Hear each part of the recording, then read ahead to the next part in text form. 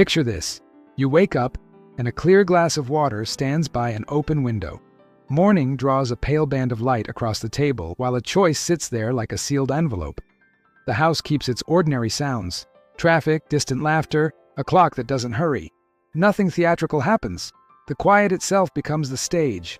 A person who has carried a restless debate through too many nights allows the hands to rest around the rim of the glass.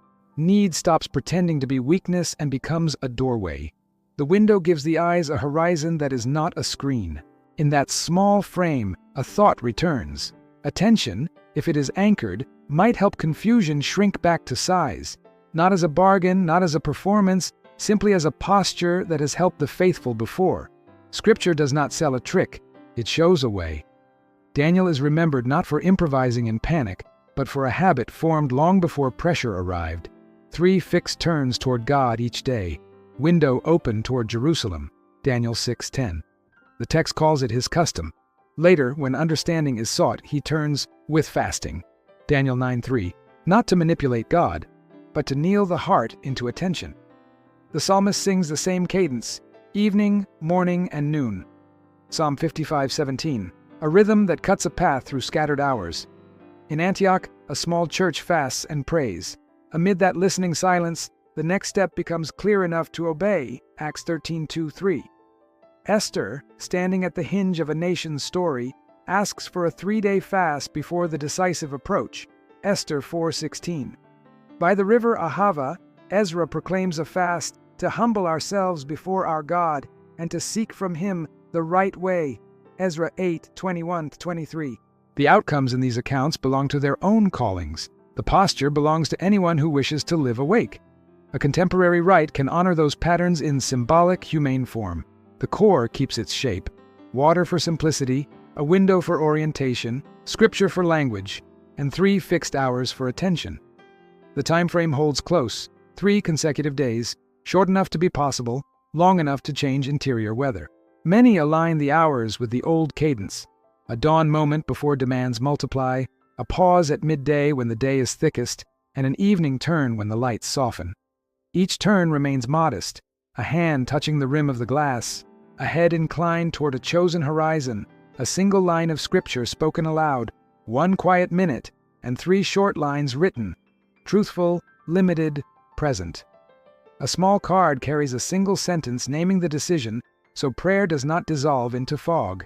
This arrangement does not promise spectacle. It respects limits. Hunger speaks loudly, then less so. Attention gathers around fewer words. Motives begin to declare themselves. The practice does not claim to reproduce the miracles of other people's stories. In many lives, clarity shows itself not as a thunderbolt, but as a steadier "yeah" or a quieter "no," as a willingness to act without panic or to wait without shame. The Bible's scenes help name that inner fruit: courage that steps, patience that pauses, a conscience less tangled by pressure. Ordinary obstacles walk straight into the frame and are treated as part of the rite rather than intrusions. Calendars rarely yield. Fixed hours meet meetings and errands. Brevity protects the practice. A few guarded minutes can survive a crowded day better than long, grand intentions. Kitchens fill with aroma and conversation. A gentle presence at the table honors relationships while the inner vow remains intact. Bodies protest when familiar comforts are withheld. Hydration, unhurried walking, and calm breathing let discomfort pass without turning the practice into theater. Health realities matter. Where a full fast from food is unwise, pregnancy or nursing, minors, a history of disordered eating, diabetes or other medical conditions, or medications that require food, non-food abstentions carry the same heart. Step back from sweets, the endless scroll, or noise while keeping the hours and the window. Water remains welcome. Gentleness outruns intensity. The flow remains simple so the heart can stay simple. On the table, a notebook, a pen, the card that names the choice, the glass that says need without apology. 3 alarms mark the hours: dawn, noon, evening, chosen with realism. Many find something like 6:30 a.m., 12:30 p.m. At each bell, the hand meets the glass. The face turns toward the square of sky. A short passage is spoken, silence breathes, and 3 lines are written. Morning pairs well with Psalm 143:8. Trust-seeking direction. Let the morning bring me word of your unfailing love. Show me the way I should go. Midday rests on James 1:5, wisdom asked without double motives. Evening settles into Psalm 16:7-8, counsel remembered and a steady gaze. Many add Psalm 4:8 before sleep, placing rest within God's keeping. Alternatives rotate lightly. Proverbs 3:5-6 or Psalm 25:4-5 at dawn, Proverbs 2:6 or Colossians 1:9 at noon, Matthew 6:33 in the evening, always brief, always spoken so that Scripture, not mood, holds the center. Writing stays small to protect honesty. One line often names a fear, one a desire, one a faithful small act for the next hours. Over 9 turns, 27 lines sketch a quiet, reliable map. Recurring words, steady hesitations, emerging peace. The notebook remembers better than restless memory does. If an hour slips by, the next hour receives the person without drama.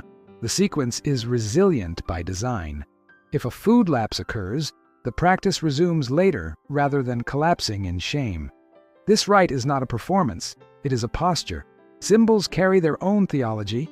The open window is a chosen direction, a modern echo of Daniel's habits. A person may not face a literal Jerusalem, yet turning toward a real horizon, trees, clouds, rooflines, teaches the body what hope feels like. The glass of water speaks dependency without apology.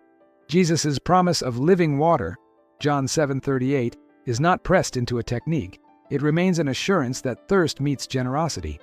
The 3-day frame acknowledges Esther's corridor, from petition to courage. Ezra's river fast reminds travelers that humility belongs at the front end of journeys.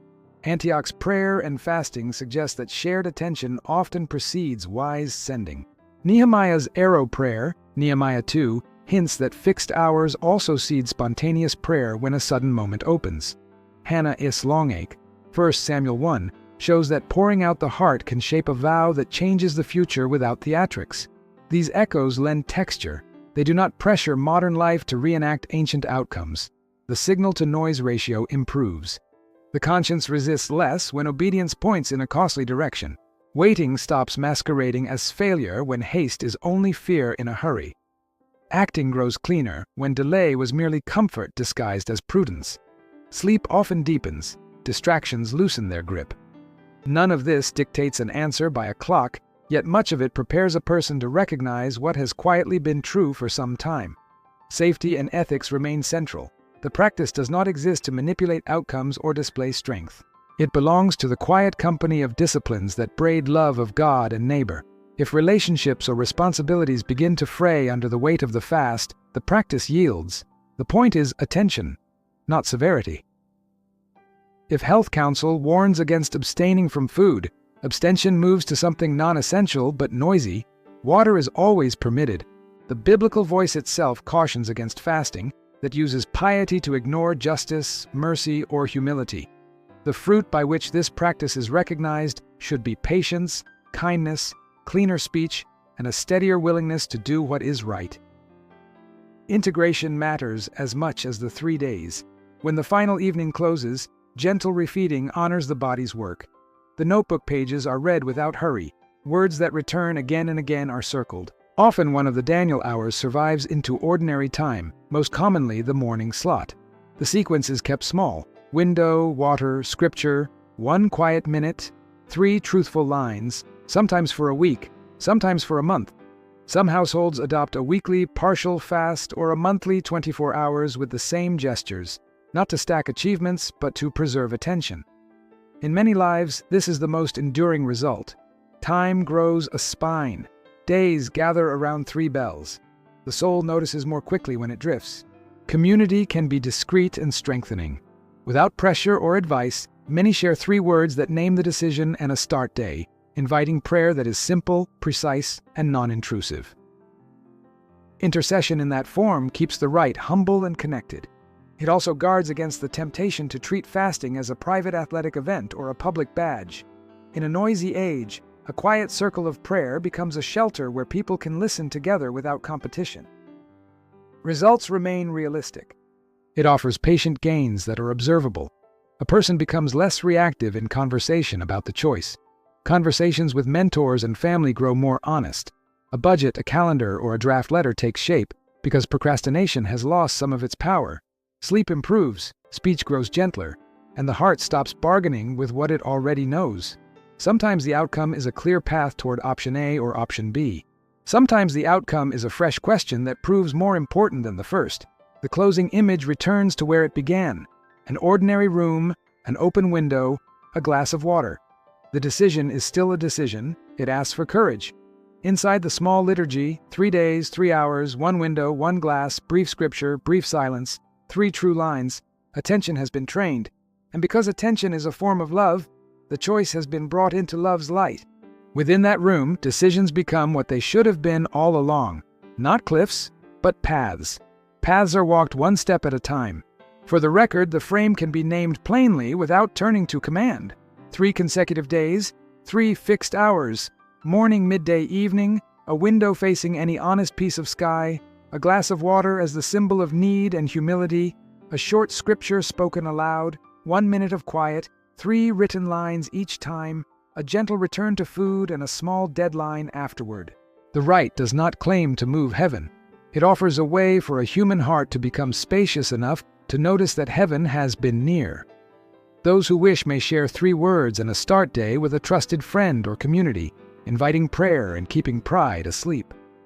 Then ordinary life continues: emails, chores, meetings, carried by a steadier cadence learned from Daniel's hours, Esther's corridor, Ezra's river, Antioch's sending, Hannah's vow, and the psalmist's song.